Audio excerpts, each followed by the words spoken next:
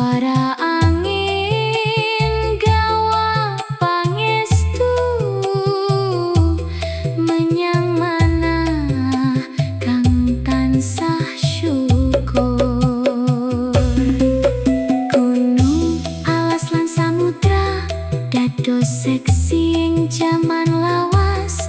Kidung lawas tak kumandangake nglestarekake rasa waskita. Suara sarong ngemu piulang ponang muni lir kidung lawas. Seruling nyawiji karo wengi nuntun rasa marang tentrem. Rahayu, mugi rahayu tansah tumurun saking sengkalalan bebaya.